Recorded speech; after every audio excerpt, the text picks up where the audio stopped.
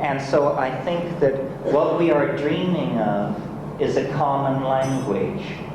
And what the saucers are attempting to teach is the modality of a linguistic transformation in the direction of a kind of communication that is not dependent on culturally sanctioned dictionaries, but that is in the bones, in the neurons, in the synapses, so that the ambiguity which attends all our discussions about reality will be purged from our worldview. This is the essence of falling in love.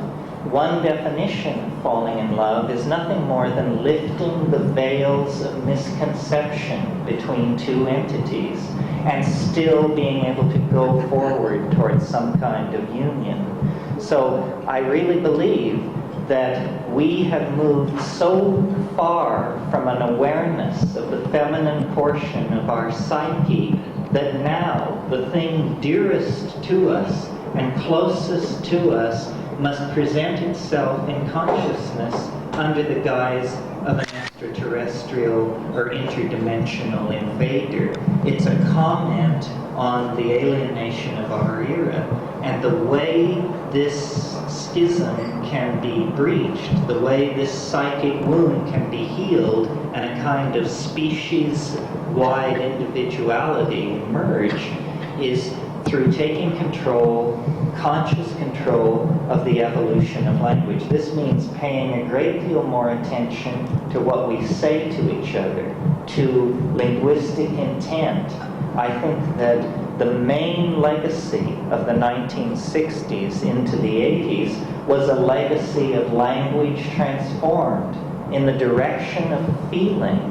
To me, the most shocking part of the male dominance of our worldview is the paucity in our language of terms that convey emotion.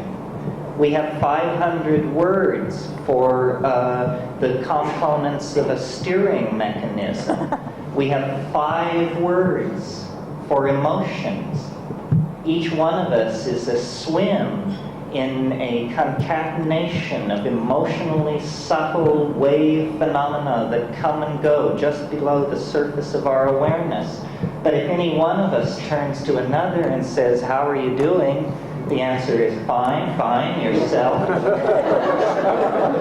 This is presenting a tremendous barrier to us to the expression of our wholeness. And I'm completely willing to line up behind Carl Jung on the notion that the UFO is an expression of our longing for wholeness.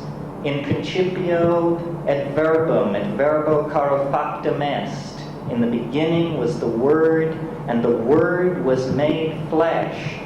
In other words, if you were an actual extraterrestrial standing off in a spaceship looking down on this planet, you would not see the strivings of individual species. You would not even see the great classes of organized organic life. What you would see instead is a gene swarm, a language frenzy, the coding of meaning in genes, in words, in architectonic productions, in poetry. What is happening on this planet is the self-reflecting genesis of communication for itself. It is language, somehow, that is loose in our species, on our planet, within and without the flying saucer. So, communication, which we take astonishingly for granted, considering the very basic kinds of needs that we communicate to each other, is actually the great frontier of our spiritual becoming. It seems to have passed right by us that we already possess a form of telepathy.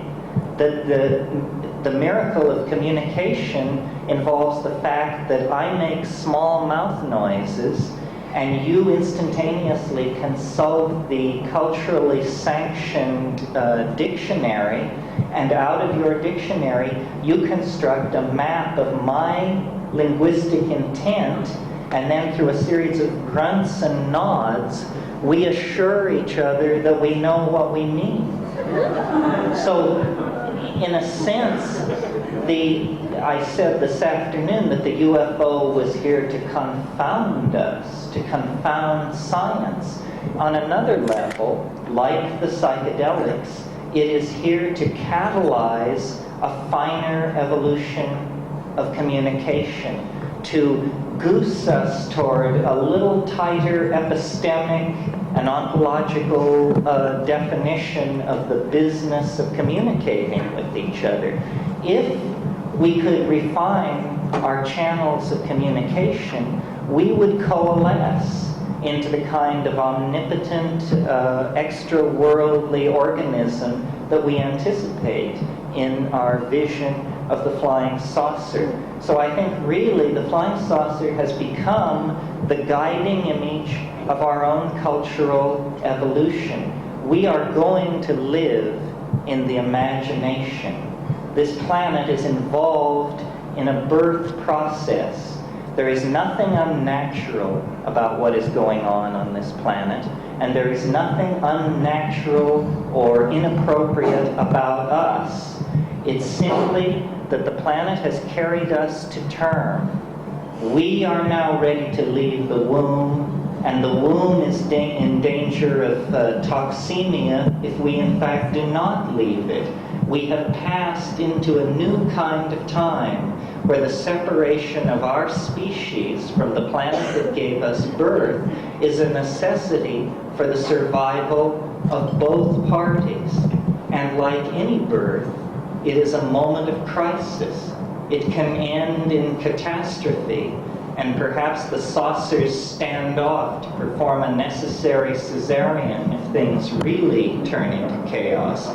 Many contactees report an apocalyptic scenario involving the saucers taking everybody away in the wake or in the imminence of a thermonuclear exchange. However, the mature way, the self-reflective way, the dignified way out of this cultural impasse, out of this global standoff, is for us to take seriously on a personal level the possibility of evolving our communications with each other so that we actually become the loving family of the goddess, the planetary organism that we all feel ahead of us in the future, casting an enormous shadow back over the historical landscape. Eventually, and when is up to us, it will no longer be a higher dimensional object throwing a shadow into the flat dimensions of history. It will be instead a transcendental object made manifest. We are, in fact, on the brink of great changes. Yes, the UFO phenomenon has been around for hundreds of thousands of years, possibly, but nevertheless, it is somehow spun into the fate of our species. And the overwhelming image of self-transcendent flight, of return to a mandalic unity that transcends space and time, is the guiding archetype of our peregrination through history.